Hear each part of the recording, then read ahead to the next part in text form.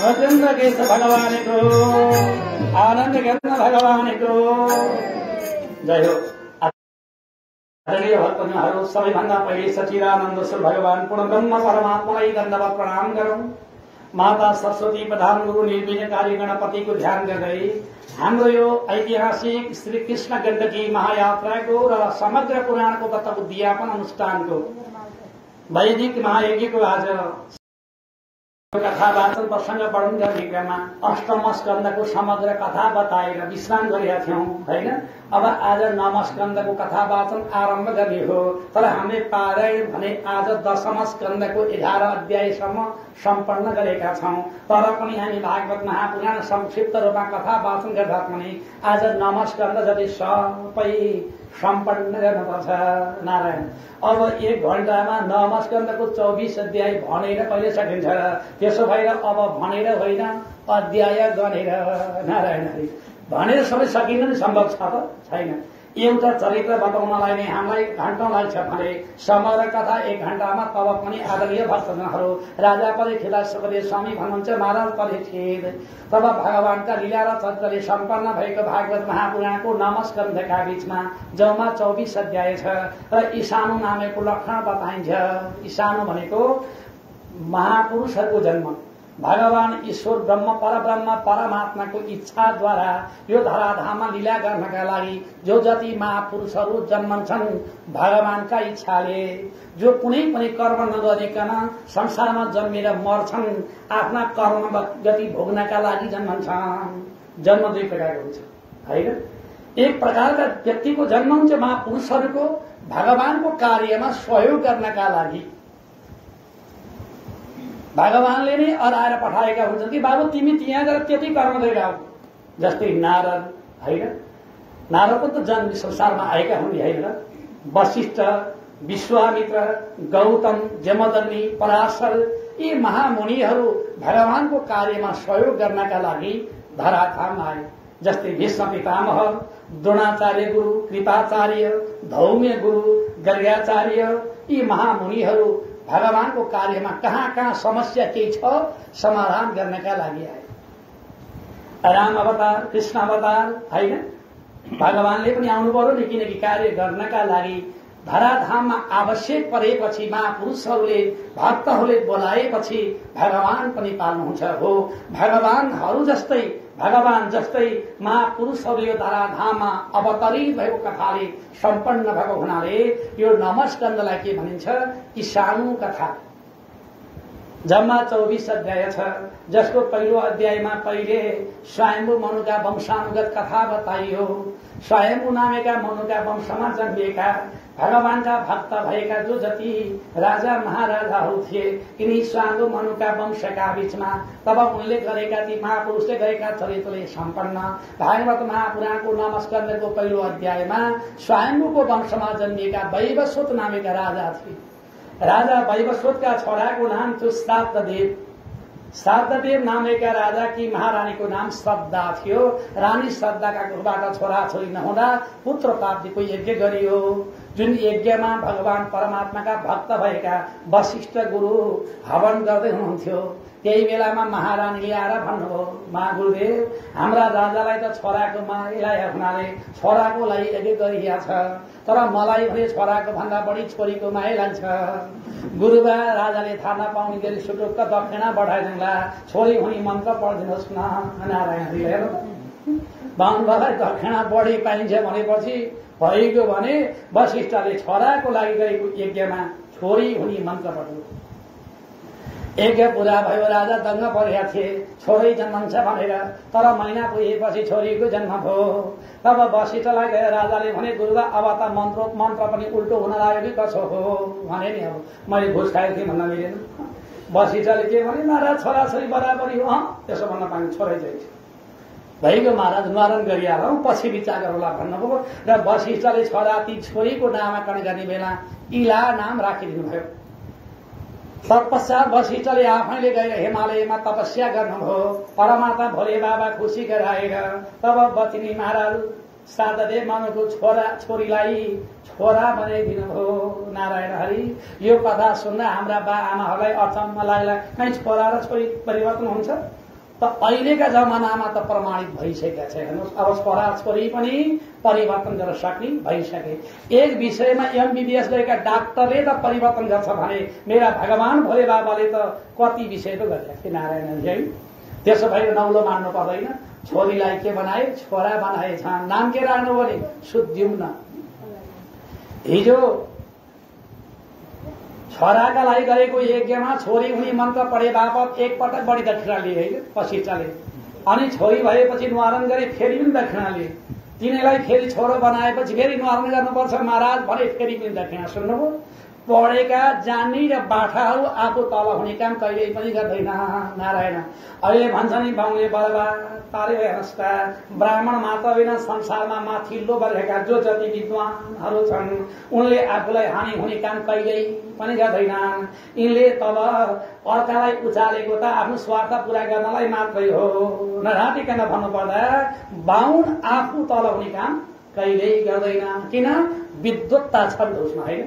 पढेर मान्छेहरू भट्टै गर्छन्। त्यसो भएर अर्काका जातलाई गाली निन्दा गर्नुभन्दा सबैका छोराहरू पढेर विद्वान हुने हो भने अर्कालाई निन्दा गर्नै परेन।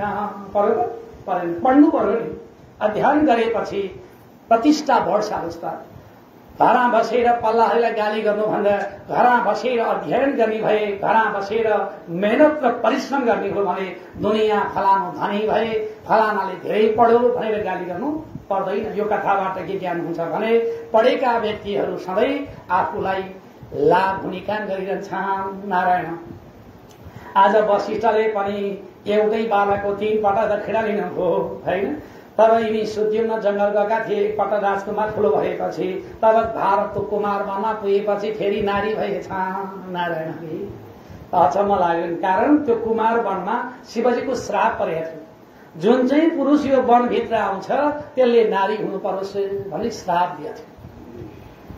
त्यसो भएर त्यो जंगल गएपछि नारी भए। यिनी सुद्युम्न यता नारी भएका बेलामा फेरि इला भएर जंगलमा बसेका थिए। यिनी इलादेखि बुध नाम रहेको ग्रहबाट उता पूर्वको जन्म भयो भने यता राजा महाराज शारदादेवले विचार गर्नुभयो एउटा भएको छोरो कहिले छोरी कहिले छोरा दिक्क भएपछि आफै तपस्या गरेर जानुभयो। शारदादेव महाराजदेखि महारानी सद्दाका कोखबाट गर्भाशयमा बसेर क्रमैसँग 10 भाइ छोराको जन्म भयो। यी 10 भाइ छोरा कर्मका प्रभावबाट महान पराक्रमी भए। ती 10 भाइ मध्ये 4 भाइले ब्राह्मण क्षत्रिय वैश्य र शूद्रको धर्म चलाए। नारायण। त्यहाँभन्दा अगाडि संसारमा 2 जात मात्रै थियो। के थियो? नारी र पुरुष मात्रै थिए। जसले राम्रा कर्म गरे ती महान बन्थे, जसले कर्म राम्रो गरेन ती नीच बन्दथे। जब शारदादेव महाराज शारदादेवका 10 भाइ छोरा मध्ये 4 भाइले 4 वर्ण चलाए। एक भाइले वेद ध्यान गर्यो, ब्राह्मण भयो। एक भाइले राजनीति गर्यो, क्षत्रिय भयो। एक भाइले व्यापार गर्यो, वैश्य जाति भयो। एक भाइले काम गरेन, सेवा चाकरी गरेर खायो, शूद्र जाति बन्यो। नारायण। अब यही विषयलाई अहिले दुनियाँ कोलाहल गर्छन् छोटा। यस कथाबाट के जान्नु पर्यो भने पढिन्छ भने ब्राह्मण हुँदो रहेछ, होइन? राजनीति गर्छ भने क्षेत्री हुँदो रहेछ, व्यापार गर्छ भने बाहुनको छोरो पनि वैश्य हुन्छ भने, अनि चाकडी गर्छ भने बाहुनको छोरो पनि शूद्र हुन्छ। नढाँटिकन भन्नुपर्दा सबैजना चाकडी गर्ने जति छन् नि ती सबै के हुन्? शूद्र हो, होइन? सेवा गरेर खाने शूद्र हो। जोसुकै पनि पढेर खानेवाला जो छ त्यो ब्राह्मण भयो, अनि राजनीति गर्नेवाला क्षेत्रीय हुन्छ। पहिले के थियो भने जुन कर्म गरो जात त्यही हुन्थ्यो। त्यसो भएर त्यतिखेर द्वन्द्व हुँदैन थियो। आज जन्मने बेला नाम चाहिँ राम प्रसाद, काम चाहिँ भट्टी प्रसाद भए पनि बाहुन नै भएको हुनाले दुनियाँमा द्वन्द्व छ, होइन? नाम चाहिँ राम प्रसाद, कामगिरी भट्टी प्रसाद, नारायण। काम नराम्रो गर्छ तर पनि बाहुन भइदिने, अनि उसले चाहिँ काम राम्रो गर्दा पनि ब्रह्म कर्मै गर्दा पनि ब्राह्मण नभएको कारणले गर्दा आज जातमा द्वन्द्व छ। पहिले थिएन। पहिला जुन कर्म गर्यो जात त्यही हुन्थ्यो। नारायण हरि। हेर्नुहोस्, त्यसो भए 4 वर्ण चल्यो। अब बाँकी कति रहे? 6 भाइ थिए। 6 भाइ मध्येका कान्छा छोरा पढ्न गएका ढिला आए। तब ती ढिला पढेर उनी बाँकी रहे। अब 5 भाइ। 5 भाइ मध्येका 1 भाइ गुरु वशिष्ठका गायका गोठा सेवा गर्न गए गुरुको लागि। अब बाँकी 4 भाइ। ती 4 भाइले बाबुको सम्पत्ति बाँडेर लिएछन्। अनि कान्छो छोरो पछि आएर दाजुभाइलाई सोधेछ, मेरो भाग कही त भन्दा तेरा भागै छैन भने हुनाले उसको नाम के भएछ? नाभाग गरे, भाग नभाग। र कान्छा भाइलाई इच्छा नभई हुँदैन भने त मलाई त बाको अंश चाहिन्छ भनेपछि बाबु बाको अंश त हामीले बाँडिहाल्यौं, मिल्दैन, बरु तँलाई नभई हुँदैन भन्छस् भने बुढो भएको बाबामा तेरै भाग भयो अरे नारायण। आनन्द केन्द्र भगवानको हेर्नुहोस् त, अहिले जमाना सबै अंश बण्डामा बराबरी लिएर त बाबामा पाल्ने बाबाले अझै मौका परे जिउनी खोज्छ, होइन नारायण। अब जिउनीका कुरै नगर्नु, अंशै नपाउँदा पनि बाआमा पाएपछि दाङ्ग परेको हो त होइन र? बाआमा पाल्न पाउने जति भाग्य भने दुनियाँमा कोही छैनस् त। सबैका छोरा नाति पनातिले बाबामा पाली भाग्यमा नि भन्ने कथा सानै बच्चादेखि पढ्दिनी हो भने दुनियाँमा वृद्धाश्रम बनाउनै पर्दैन थियो। पर्छ नारायण। त्यसो भएर आदरणीय भक्तजनहरू, गाउँ गाउँमा वृद्धाश्रम बनाउनु भन्दा गाउँ गाउँका छोरा नाति पनातिलाई बा आमा भनेको भगवान हुन्। सबैले बा आमाको सेवा गर्यो भने यहाँ पनि पुण्य त्यहाँ पनि पुण्य भनेर सबैलाई सिकाउने भए वृद्धाश्रम नै चाहिँदैन, चाहिन्छ नारायण हरि। त्यसो भएर वृद्धाश्रम बनाउनु भन्दा दुनियाँलाई वृद्धाश्रममा लानै नपर्ने बनाउन सक्यो भने अनि मात्रै पुण्य पाइन्छ। नसक्यो पर के गर्नु? बुढा बुढी भएपछि पुराण सुन्न जान्छौं, जवानीमा पुराण सुन्दैनन्, बाबामा निकाली जवानी हो, होइन नारायण। के गर्नु? हेर समस्या त यहाँ छ। बा आमाको सेवा गर्ने व्यक्तिले सुन्नु पर्दैन, नगर्नेले पनि सुन्न पर्ने कथा हो नि त, होइन र? अब तपाईँ हामीले कथा सुनेका छौँ, कतिका बाबा आमा बिसाइसकेका छौँ, होइन नारायण। अब बा आमा गइसकेपछि ए बाबा आमा त ठुलै पर्छन् भन्नाले देखेका, होइन नारायण। त्यसो भएर बाआमाको सेवा पुण्य धेरै मिल्दछ। तीर्थ स्नान दान जप तप पूजा पाठ जो जति छ संसारमा, जो जति ठुला ठुला यज्ञहरू छन्, ती सबै यज्ञ भन्दा बढी पुण्यदाता माता पिताको सेवा हो। किन? सबै देवता अदृश्य छन्, देखिनेवाला देवता भनेको माता पिता मात्रै हो, होइन? देखिनेवाला माता पिताको सेवा, बाबु आमाको सेवा, हजुरबा हजुरआमाको सेवा, बुढा हजुरबा बुढी हजुरआमाको सेवा, बाँचुन्जेल सेवा मरिसकेपछि उनको औरदैहिक संस्कार गर्नु, होइन? सेवा गर्नु, त्यतिको समयभरि बेला बेलामा वर्ष वर्ष दिनमा स्मरण गर्ने हाम्रो सनातन सभ्यता हो। यस्तो सभ्यता विश्वमा कहीँ पनि छैन जस्ता हामीका मात्रै छ।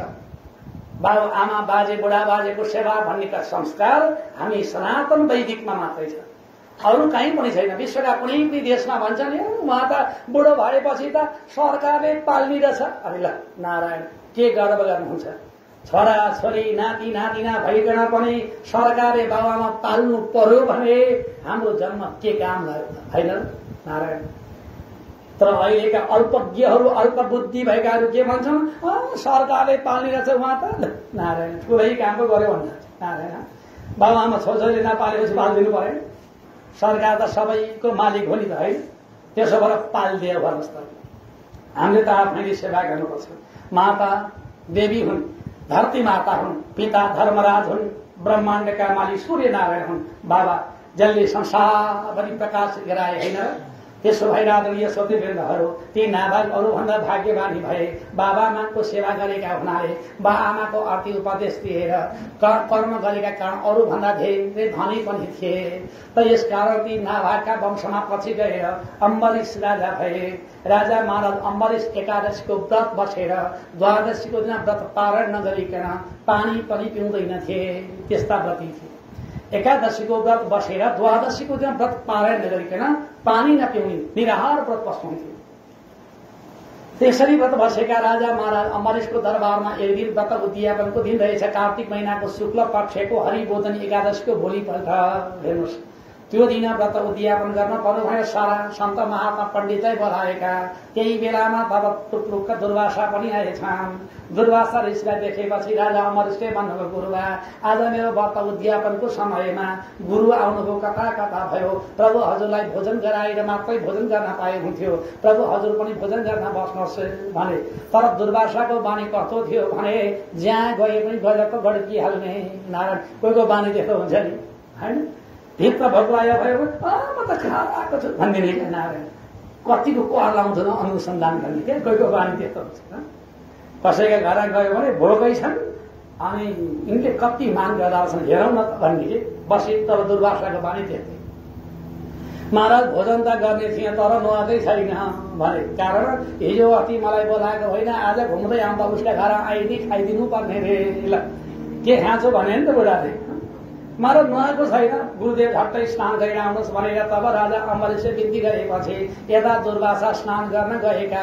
लक्ष्य के छ भने त्यो द्वादशी व्रत पार्ने गरी समय भड्काउनु छ बुढाको नि। अहिले उसलाई आउँदैन, लेखेर आउँदैनन्, घडी 2 घडी मात्र बाँकी छ, अब बर्बाद हुन आँट्यो। अस्तिदेखिको व्रत बसेका बिचरा दशमीका दिनदेखि बसेका राजा अहिले द्वादशीको दिन पनि बित्न आँटिसक्यो, व्रत पारायण गर्न खिलाफ हो। गुरुदेव के गर्ने भनेर त्यहाँ भएका गुरुहरूलाई सोध्नुभयो। तब सबै पण्डितले भन्नुभयो, महाराज उखु र पाना फलमूल खान मुखै नदोई पनि हुन्छ जान। तपाईँलाई काम लाग्छ कि धेरै खानलाई काम लाग्छ। उहाँले के भन्नु, इच्छु आपपयो मूलम ताम्बूलम फलौषधम भक्षयित्वा विकर्तव्य स्नान दानादिका क्रिया। सुन्नुभयो, सोमबार पानी केही नखाएको होइन, फल पनि फलार पनि गरिबस्ने। ल नारायण हरि 84 गर्ने बेला भएको बालाई त्यत्रो कर्मकाण्डमा चिन्ता छ नारायण हरि। अब त 22 दिनपल्ट खाने, राम नाम जप्ने, ध्यान गर्ने, न्यास गर्ने, जप गरेको त अब निरालो होइन। तर के गर्नु, बाले नबसे छोरा नाति बस्दैन, सिकाएको है। त्यही हो।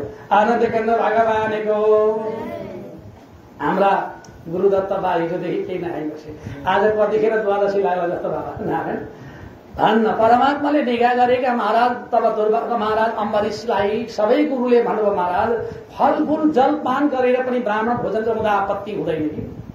कहिलेकाहीँ अब आवश्यक पर्यो भने व्रतको दिन हो म फलफूल खान्न भन्नु पर्दैन कि। शरीरले रहँदै सक्दैन भने फलफूल खाने, पानी पिउने, औषधि मूलहरू खाने, उखुको रस खाने, त्यति कर्म गर्दाखेरि व्रत भङ्ग हुँदैन। यति मात्रै व्रत बस्नेको अर्थ शुद्ध चिज खाने। बासी सडिया गलिया माग्या चोरिया ठगिया पोख्या उछिटिया डोडे खानु हुँदैन। शुद्ध पवित्र चिज खाए हामी वैष्णवको लागि सधैँ व्रत होइन। आएपछि चाहिँ 3 दिनको पनि खाइदिने होइन। अनि व्रतका दिन चाहिँ 3 दिन भोकै बसेर काम लाग्दैन। हेर्नुहोस् है, व्रतको दिन चाहिँ शुद्ध रहेर आएपछि अपवित्र चिज खायो भने त त्यो शरीर अपवित्र भइगयो नि भएन। सधैँ शुद्ध चिज खाएपछि व्रत हुन्छ। अवस्था निराहार मात्रै होइन, फलाहार गरे पनि हुन्छ। त सकिन्छ भने त निराहारै शरीर माध्यम खलु धर्म सार भनिएको छ नि होइन। धर्मको सार भनेको शरीर हो होइन र। यदि यो शरीर थिएन भने यहाँ आउन पाइन्थ्यो त? पाइँदैन थियो। यो शरीर थिएन भने तपाईँ हाम्रो भेट हुन्थ्यो। पाँदी आश्रम आएर बार पुराण भन्न पाइन्थ्यो। मेरा बा शरीर त परमात्माको निगाहले पाइयो त। त्यसो भएर शरीरलाई सुरक्षा गर्नु पनि हाम्रो धर्म हो। त यस कारणले कर्मबाट कतै पनि च्युत नहोस् भन्नका लागि अम्बरीशलाई गुरुहरूले भन्नुभयो, महाराज व्रत भङ्ग हुन्छ, यस कारण पहिले जलपान गरिहाल्नुहोस्। कारण द्वादशी बितिसकेपछि व्रत भङ्ग हुने भयो, जलपान गरिहाल्नुहोस्। गुरुवाहरूले दिनुभएको शालिग्राम पखालेको तुलसी दल मिलाएको तब जल हात अघिर तब राजा अम्बरीशले त्यो जलपान मात्र गर्नु भएको। त्यही बेलामा दुर्वासा टुक्टुका आउनु, तँलाई पापी राजा, हे पहिले मलाई भोजन गर्न बोलाएर पहिला खाएको हुनाले तँलाई ब्राह्मणलाई अतिक्रमण गरेको दोष लाग्छ। नारायण हत्या अन्याय गरेको दोष लाग्यो नि होइन, अपमान गरेको दोष लाग्यो होइन। दुर्वा मैले केही खाएको छैन, जल मात्र पिया हो, तर मानेन दुर्वासाले। तँलाई कहाँ जालास भनेर त शिरबाट जटा निकालेर जटाबाट तब पापको कुञ्ज निकाल्नु हो अरे। पापको त्यसको नाम हो कृत्य। कृत्य भने मतलब अति नराम्रो कुकर्मको एउटा कुञ्ज के डल्लो, त्यसैबाट एउटा राक्षसीले त प्रकट गर्नुभयो। त्यस्तो प्रकट गराएर उसलाई झम्कियो जानु अम्बरीश राजालाई। अम्बरीश राजाले पनि भगवानको ध्यान गर्नुभयो। ओम नमो भगवते वासुदेवाय मन्त्र जपेर बस्नुभयो। त्यो पापको कुञ्ज उताएर आउँदै थियो, यताबाट अम्बरीश राजाका शरीरबाट चट्ट सुदर्शन चक्र निस्केर पापको कुञ्जलाई हरिओम तत्सत्। जब कृत्य काटेपछि त्यो चक्र फर्केन आफू अम्बरीशपट्टि, कहाँ गयो? दुर्वासा ऋषि भएपट्टि गयो। नारायण अघि अघि दुर्वासा ऋषि भएन लागे, पछि पछि चक्रले लगायो। राजा महाराज अम्बरीशले छोडेको चक्रदेखि डराएका दुर्वासा 3 लोक 14 भ्रमण भाग्नुभयो, कहीँ गए पनि छोडेन। अन्त केही नलागेपछि गए कैलाशमा। हे भगवान भोले बाबा मलाई चक्रले मार्ने भयो, लौन बचाउनुहोस्। तब भोले बाबा भन्नुहुन्छ मलाई त यसै सृष्टि गरे हो, म सक्दिनँ। नारायण त्यहाँबाट ब्रह्मलोक जानुभयो। ब्रह्माजी लौन ती राजा अम्बरीशले छोडेको चक्रले मार्ने भयो। तब भगवान ब्रह्माजी भन्नुहुन्छ मलाई पनि यही चक्रको कृपाले उत्पत्ति भएको हो होइन। चक्रले के गर्छ? घुम्ने क्रममा मेरो पनि उत्पत्ति भएको हो। मलाई उत्पत्ति यही चक्रका मालिक भगवान नारायणले गरेका, यसकारण मैले रक्षा गर्न सक्दिनँ। तहाँबाट नारायण कहाँ जानुभयो? भगवान नारायणले भन्नुहुन्छ हे गुरुदेव के गरौं, मलाई पनि चिन्ता परेको थियो, तपाईलाई काट्ने हो कि भनी डर त लागेको थियो, तर के गरौं, हेर्नु दान दिएको गाईको दुध लोभ गर्नै पाइन्छ।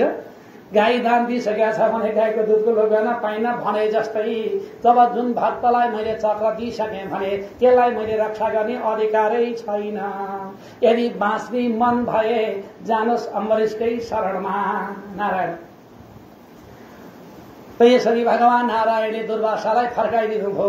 दुर्वासा रुँदै रुँदै आए, महाराज अम्बरीश बचाउनुहोस्। अम्बरीश राजा ज्ञानी थिए, भद्र थिए, भलादी पनि थिए। भगवानका भक्तले कहिल्यै पनि अर्कालाई इख गर्नु हुँदैन, इख लिनु हुँदैन र अनि तँलाई कहाँ जालास् भनी ईर्ष्या गर्नु पनि हुँदैन भनिएको छ।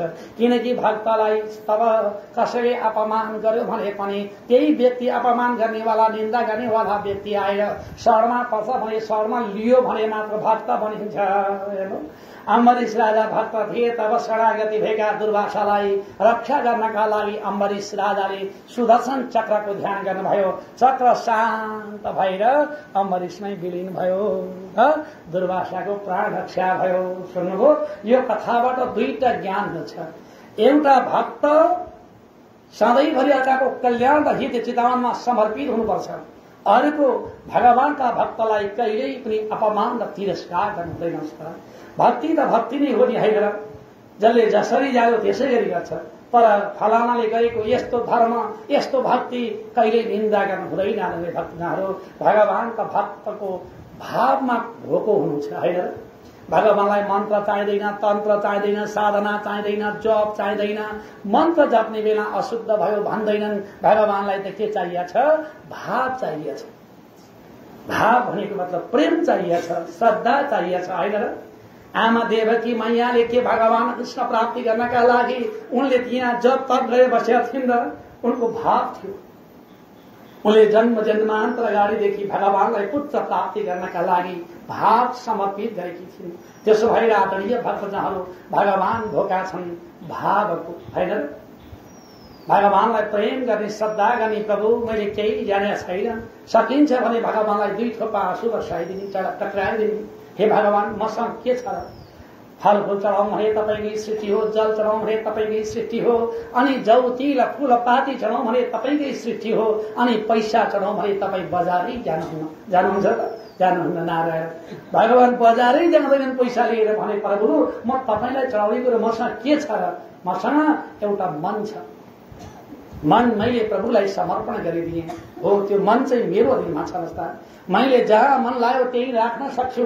यदि मनलाई भगवानका लगाउन सक्यो भने यो जीवन सार्थक बन्यो, यो जीवन धन्य धन्य बन्यो। तर सबैभन्दा चतुरो र चञ्चल चिज के हो? त्यही मन हो है। मनसैव मनुष्याणाम कारण सुख दुःख यो, कारण बन्द मोक्ष यो। हेर्नु मन नै सुख, मन नै दुःख, मन नै बन्धन, मन नै मुक्ति हो। यसकारण त्यही मन भगवानलाई अर्पण गरिदिनु। जसले भगवानलाई मन अर्पण गरेर सेवा गरेका छन् भने उनको सेवा यो भएन त्यो भएर निन्दा गर्ने काम पटक्कै नगर्नु। हेर्नु, सोधे भनिदिनु, नत्र भने अर्काले गरेको सेवालाई निन्दा गर्नु हुँदैन। भगवानलाई त पढ्ने बेलामा, गीता पढ्ने बेलामा कतै कतै त्रुटि भयो भने पनि भगवानले केही भन्दैन। त दुईटा कारण छ, केही लिनका लागि पढिन्छ भने त्रुटि भए दोष लाग्छ, निष्कामना भक्तिपूर्वक पाठ गर्दा कतै त्रुटि भयो भने पनि भगवानले शंका गर्दैनन्, उनले शुद्ध्याएर दिन्छन्। त्यसो भएर परमात्मा प्रेमको ढोका भएका भगवानलाई जसले प्रेम गर्दछ, भक्ति गर्दछ, त्यस्ता भगवानका भक्तलाई निन्दा कहिल्यै गर्नु हुँदैन। नारायण, हामीले यो कथाबाट यही ज्ञान पायौं। अम्बरीश राजाका वंशमा तब यज्ञ महाराज युवनाशु राजा भए। राजा युवनाशुका वंशमा मानधाता राजाको जन्म भयो। राजा मानधाताका वंशमा महाराज भगवानका भक्त भएका तब त्रिशंकु राजा थिए। राजा त्रिशंकुका वंशमा सत्यव्रत राजा महाराज सत्यव्रत त्रिशंकुको वंशमा हरिश्चन्द्रको जन्म भयो। राजा महाराज हरिश्चन्द्रका 100 रानी थिए। सन्तान नहुँदा राजा हरिश्चन्द्रले वरुण राजाको तपस्या गर्नुभयो, जसका प्रसादबाट एउटा छोरो मिल्यो, तर त्यही छोरो पनि जन्मेपछि काट्न पर्ने वरदान। हेर्नु, त्यही छोरो काट्न पर्ने हुनाले राजा महाराज हरिश्चन्द्रले छोरा काट्न सकेनन्। तर छोरा काट्न नसकेका राजा हरिश्चन्द्रले आफ्ना छोराको आयु बढाउँदै थप्दै गए। व्रतबन्धका समयमा छोरो हराएपछि महाराज तब हरिश्चन्द्रलाई वरुण राजाले श्राप दिनुभयो। राजा हरिश्चन्द्र रोगी भए बाहिर भित्र गर्न सकेनन्। यिनी राजा हरिश्चन्द्रले अर्काका छोरालाई ल्याएर पनि एक गर्न पर्यो भएर ब्राह्मणको छोरो किनेर लिएर आएका। अजिगर्त ब्राह्मणका छोरो सुनश्य नामेको बालकले काट्न लागेका बेलामा त्यो बालकले भगवानको स्तुति गर्यो, रोयो, करायो, विलाप गर्यो। त्यही बेलामा विश्वामित्रले दिएको मन्त्रका प्रभावले वरुण राजा खुसी भएर सुनश्यको मृत्युबाट जोगिए। यिनी बालक सुनश्यलाई विश्वामित्रले पाले। यता राजा हरिश्चन्द्रका छोरा रोहित आएपछि राजा हरिश्चन्द्रले ठूला एक गरे। तर हिजो आपत परेका बेलामा रक्षा गर्नेवाला विश्वामित्रलाई नबोलाएका हुनाले राजा महाराज हरिश्चन्द्रले ठूलो दुःख पाउनुभयो। यो कथाबाट के ज्ञान मिल्छ भने दुःखमा जुन चाहिँ गुरु आचार्यलाई बोलाइएछ अनि सुखमा पनि उनलाई पनि बोलाउनु पर्छ। सुख पाएका बेलामा चाहिँ उनलाई वास्तै गरेनन् भने भन्छन् आफूले मानेका कुल पुरोहितलाई कहिले अपमान नगर्नु। यसमा पनि दुःख परेका बेलामा आएर संकट टारिदिने गुरुलाई ठूला उत्सव गर्दा बोलाइएन भने दोष लाग्दछ। राजा हरिश्चन्द्रलाई विश्वामित्रले दिएको दण्डको कारणले हरिश्चन्द्र राजाले सबै राज्य लक्ष्मी छोड्नु पर्यो, गएर नदीका तटमा बस्नु पर्यो, रानी बेच्नु पर्यो, छोरो बेच्नु पर्यो।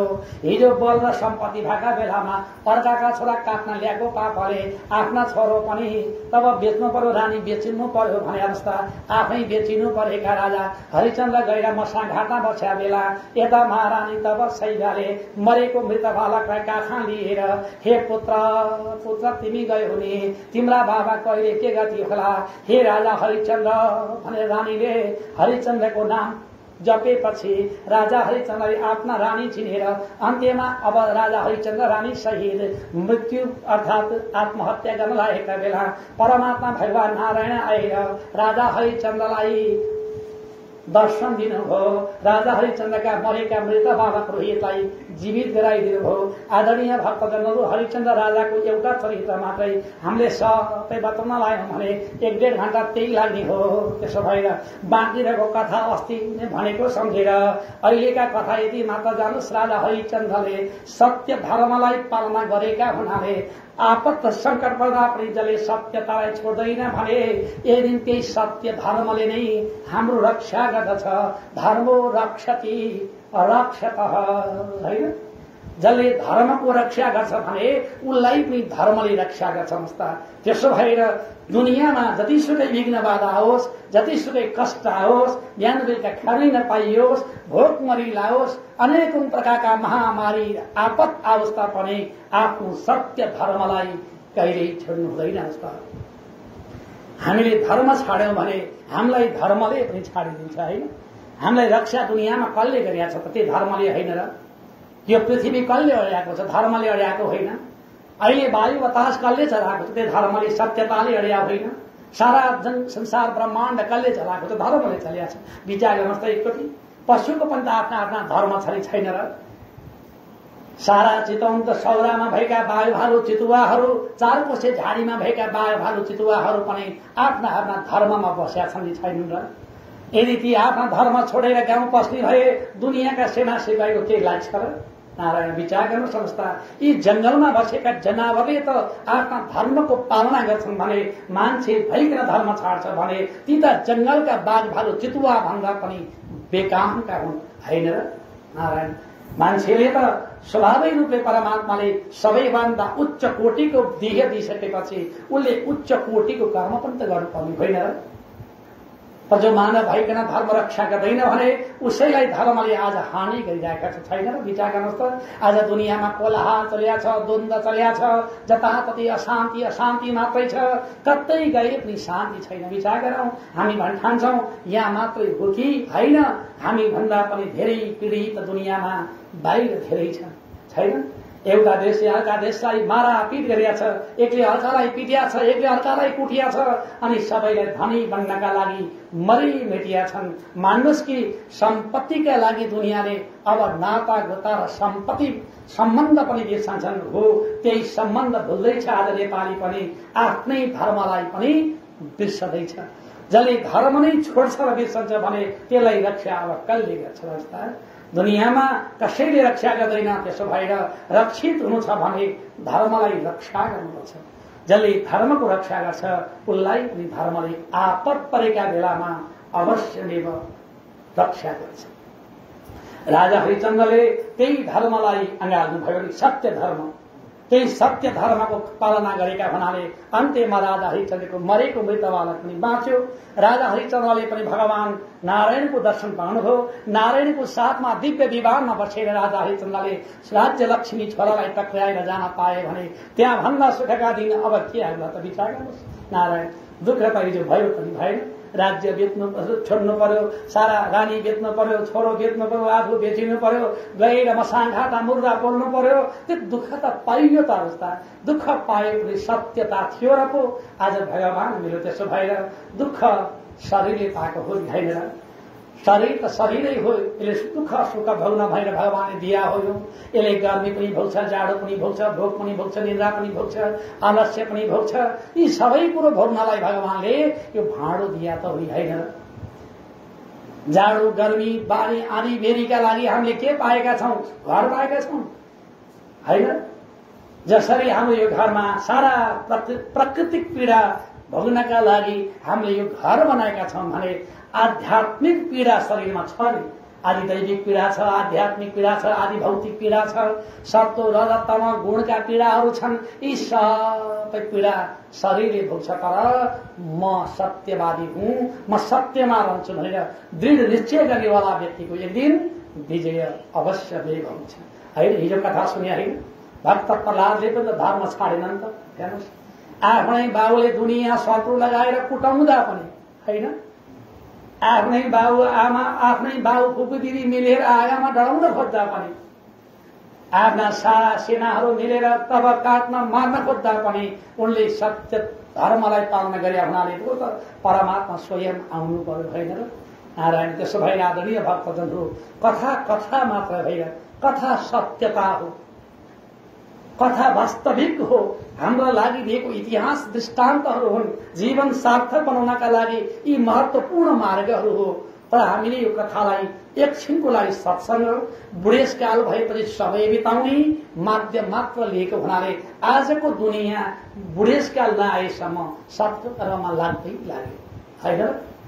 एउटा गाउँमा एकजना राजा थिए कि ती राजा के गर्दा रहेछन् भन्नु होला भने जब दिउँसो फुर्सद हुन्छन् 1-2 बजे होइन, राजकीय काम सिद्धिएपछि दिनको 1-2 बजेतिर सुटुक्क गाउँ नजिकै भएको सत्संग भवनमा जाँदा रहेछन्, कसैलाई नभनिकन। कारण सबैलाई भनेपछि त आउरे बाउरे धुपौरे हुन्छ नि, हुँदैन? नारायण, राजाको तपाईँलाई थाहा छ राजाको सवारी भनेपछि के हुन्छ? नारायण हरि होइन? हाम्रा 2 महिने मन्त्रीहरूको सवारीमा गडबडी हुन्छ भने राजाका कुरा छ यहाँ होइन?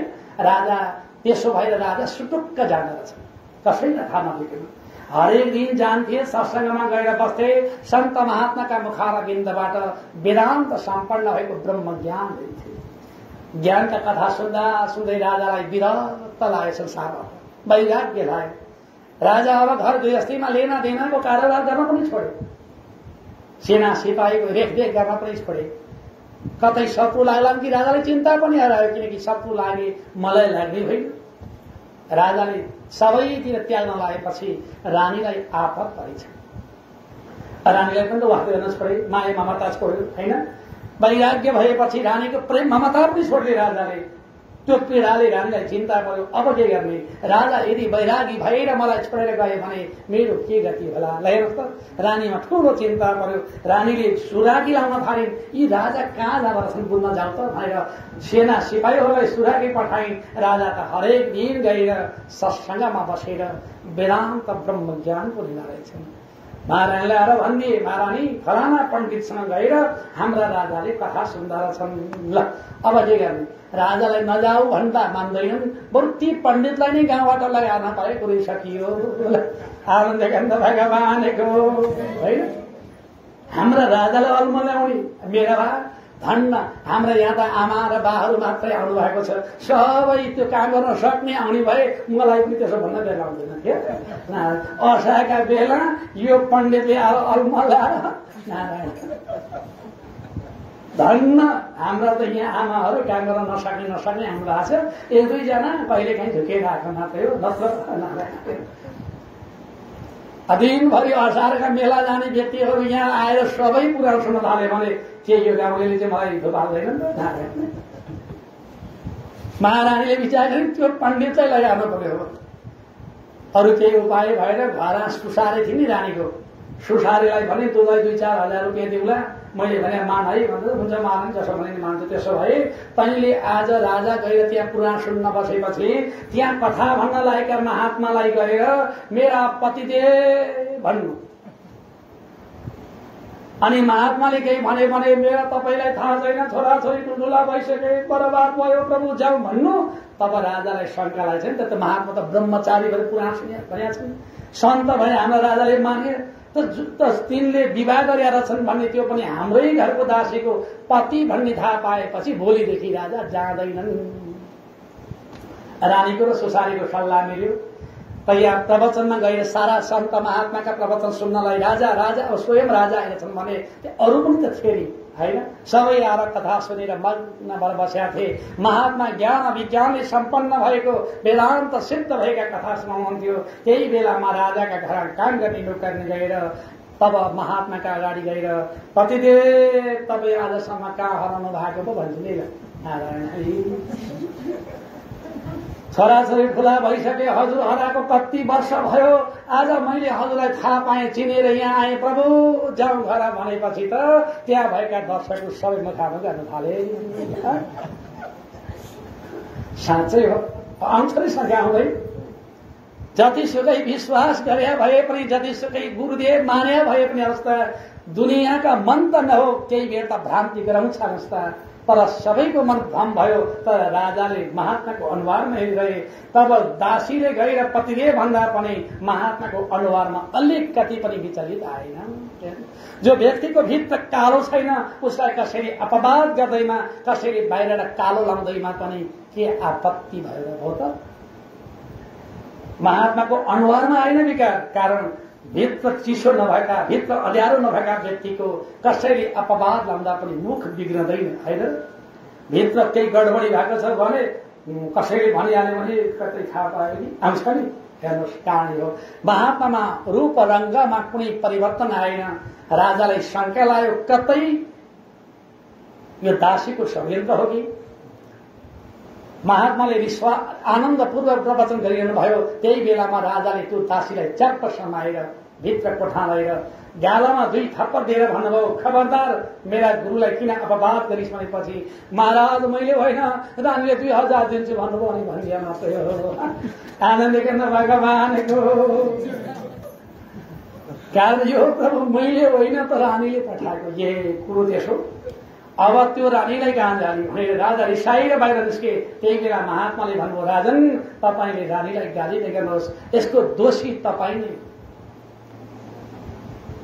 प्रभु म किन दोषी, किनभने महाराज तपाईँ प्रवचन सुन्न आउने बेला तपाईँले रानीलाई पनि लिएर दैनिक आएको भए तपाईँकी महारानी पनि ज्ञानी हुन्थिन् अनि तब दुवैजना ज्ञानी भएको घर सुन्दर बन्नेको त होइन नारायण। तपाईँ एक्लै प्रवचन सुन्न आउनुभयो, रानी दिनरात तपाईँको प्रेम ममतामा पिल्छिएर बसिन्, परिणाम त तपाईँको प्रवचन भङ्ग गराउनका लागि रानीले सुसारे पठाइन्। त्यसो भएर महाराज सन्तान परिवारहरू राम्रो बनाउनु छ भने एक्लैले प्रवचन सुनेर हुँदैन जस्ता। हाम्रो समाज चाहिँ के छ भने अहिलेको जमाना फुर्सद भएपछि मात्रै पुराण सुन्न जाने है। बाबु तिमी खेती गर भा म सुनेर आउँछु भन्ने बुढी आमाहरू आउने, बुढो बाबुहरू आउने, कथा सुन्ने, घर गएपछि छोरीलाई नभन्ने पटक्कै नारायण भन्दा पनि सुन्ने खालका छैनन्, किनकि सधैँभरि सुनाउने बानी लाया भएको सुन्ने होइन र। त्यो मोबाइल सधैँभरि हामीले सिकाएको हो त होइन नि, सधैँ थिच्ने बानी लाया हुनाले खाने बेलामा पनि छोरी त्यही थिच्छन् होइन र। मोबाइल थिच्ने अभ्यास भएका सन्तानलाई कथा पुराण पनि थिच्ने अभ्यास हामीले बनाउन नसकौं, किन त त्यो चाहिँ हाम्रो कारण हो। हेर्नुहोस्, हामीले पहिलादेखि त्यो संस्कार दिए भए हाम्रा छोरा नाति पनाति पनि संस्कारित हुने थिए। सन्तान संस्कारित भए भने अनि मात्र हाम्रो जीवन सुन्दर अनि घर आनन्दमय बन्छ होइन र। कथा त त्यसको लागि बनिया हो कुरो भन्नुभयो, कथा समाज परिवर्तन गर्नका लागि बनिया हो, इतिहास समाज परिवर्तन गर्नका लागि बनिया हो, पुराण भागवत यस कारणले बनिया हो समाजलाई परिवर्तन गराएर सत्मार्गमा हिँडाउनका लागि बनेको पुराण हो। पुराण सुन्ने बित्तिकै विमानमा चढेर सर जान न त पण्डित जालन न त हामी जान पाइएला नारायण हरि होइन र। दुनियाँमा कोही पण्डितले त लैया छन् त सर विमान चढेर चढाएर लयो रे भनेर सुनिया छ त छैन नारायण। हामी पनि विमान चढाउने होइन जस्ता हामीले यो कथा सुनेर राम्रा कर्म गर्दै गयौं भने अन्तिममा हाम्रा विमानको खाँचै पर्दैन नारायण हरि हो कि विचार गर्नुहोस् त। एउटा गाउँमा सप्ताह लागेछ अरे कि अब कति बज्यो, अब जति बज्यो के भयो होइन, भोक लागेको छैन नारायण, हवन गर्ने सिद्धिको नारायण। सप्ताह लागेछ अरे कि सप्ताह हुँदै थियो, त्यही बेलामा पण्डितवाले साङ्गेका दिन के भन्नुभएको छ भने राजा परीक्षित भागवत सुन्दै हुनुहुन्थ्यो। सुन्दा सुन्दै तब आकाशबाट दिव्य विमान आयो, विमान चढेर राजा परीक्षित गए सर भनेछन् नि पण्डितवाले। त्यही बेला जजमानले सोधेछन् मुख्य कर्ताले, गुरुबा एकछिन पर्खनुहोस् त। किन सोधिया छ, पर्खनु पर्यो। किन पर्खि भन्नुहोस् भन्नुभयो। गुरुबा राजा परीक्षितमा सप्ताह हुँदाहुँदै विमान आयो भन्नुहुन्छ, खोइ हाम्रा पनि सप्ताह सामने भयो विमान आएन भनेछन् जजमानले। अब आपत परेन, पण्डितहरू बाठा हुन्छन् कुरो घुमाउन सिकालु अनि के भनेछन्, बाबु तिम्रो जस्तो सप्ताह हो त, राजा परीक्षित त ठुलो सप्ताह भनेछन् नारायण। आनन्द केन्द्र भगवानको सप्ताह सानो ठुलो हुन्छ त, भागवत सानो र ठुलो हुन्छ। कतिपयले भन्लान् कि हामीले आज लगाएको चाहिँ सानो पुराण किनकि छोटा थोरेको हो, होइन। सबैभन्दा ठुलो पुराण त यो हो। किन थाहा छ, यहाँ प्रत्येक भागवत महापुराणको श्लोक सुन्न पाइएको छ। आजसम्म तपाईहरूले सुन्नुभएका कुनै पनि पुराणमा पण्डितले कथा वाचन गर्छन्, उपव्यासले पारायण गर्छन्, न त पण्डितले सुन्न पाएका हुन्छन् न त तपाईँले सुन्न पाएको हुन्छ। सम्भावना थियो थिएन नारायण। हेर्नुहोस्, अहिलेको पुराण त सबैभन्दा ठुलो हाम्रा बाजेका पाला लाउने पुराण हो। हेर्नुहोस्, हाम्रा बाजे आपामा यस्तै पुराण लाउँथे। पिँढीमा बसेर एकजना पण्डितले बिहान 6 बजे अझ 5 बजेतिर बत्ती बालेर आरती पुष्पाञ्जली दिएर सुरु गर्थे होइन। अनि भरे बेलुका 7 बजेसम्म सर पाठ गर्दै अलिअलि कथा भन्दै सिद्ध्याउँथे नि। हो, त्यो पुराण चाहिँ सबैभन्दा ठुलो हो। किन, त्यहाँ सबै पाठ सुन्न पाइन्छ र संक्षिप्त नै भए पनि कथा पनि सबै सुन्न पाइन्छ। हेर्नु, सबै कथा त कसैले पनि भन्दैन। सबै कथा सुन्ने त चतुर्मासमा मात्रै हो। 4 महिनासम्म भागवत लायो भने त्यो पनि त्यो पण्डितले भ्याएसम्मको सबै। हेर्नुहोस् है, सबै भने त्यति मात्रै हो, त्यो पण्डितले जानेसम्मको सबै। भागवतमा त 3टा अर्थ लाग्छ, वेदान्त अर्थ लाग्छ, व्यावहारिक अर्थ लाग्छ र वैज्ञानिक अर्थ लाग्छ। भागवत त अस्ति मैले भने वेद उपनिषदको सार हो। त्यहाँ ब्रह्मज्ञानै ब्रह्मज्ञानको सूत्र हो। ब्रह्मसूत्र भने के हो, भागवतै हो। सम्झनुहोस्, ब्रह्मसूत्रको अर्थ पनि भागवतले लगाउँछ। त्यसो भएर भागवतका अर्थ सबै जानेर सकिन्न, अलिअलि नै जान्नु छ भने पारायण सुन्नु जति पुण्य केही पनि छैन। जसले पारायण सबै सुन्छ त्यो चाहिँ भागवत ठुलो हुन परेन। तर पण्डितले के भनेछन्, बाबु तिम्रो जस्तो भागवत होइन, राजा परिकृत ठुलो सप्ताह लगाएका थिए भने।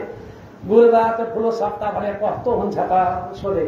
तब पण्डितले भनेको, बाबु अहिले दिएको दक्षिणाको डबल दिएपछि बल्ल ठुलो हुन्छ। नारायण हरि आनन्द केन्द्र भगवानको। त्यसो भए गुरुबामा डबल दक्षिणा पनि दिन्छु, म अर्को पुराण लाउने हो। अर्को सप्ताह लागि सुरु भयो। सप्ताह भन्दै गए साङ्गेका दिन डबल दक्षिणा पनि दिए, तर पनि विमान आएन। अनि जजमानले भने, गुरुबा विमान ल्याउने भए ल्याउनु छैन भने दिएको दक्षिणा डबल फिर्ता दिनुहोस्। पऱ्यो नि परेन?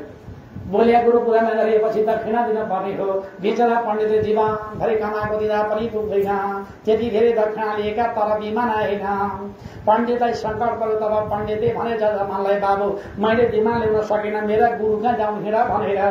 गुरु कहाँ लिएर जानुभयो? गुरु नित्य पूजा गर्न बस्नु भएको थियो। त्यही बेलामा गुरुलाई गएर पण्डितले भने, गुरुबा मैले यी यजमानका ठुलो सप्ताह लगाए दक्षिणा धेरै लिएँ, तर पनि विमान आएन। तब गुरुबाले भित्रबाट दुईटा डोरी ल्याउनु भएछ। एउटा डोरीले जजमानका हात गोडा बाँधेर एकापट्टि लडाइदिनु भयो, अर्का डोरीले पण्डितको पनि हात गोडा बाँधेर अर्कापट्टि लडाइदिनु भयो।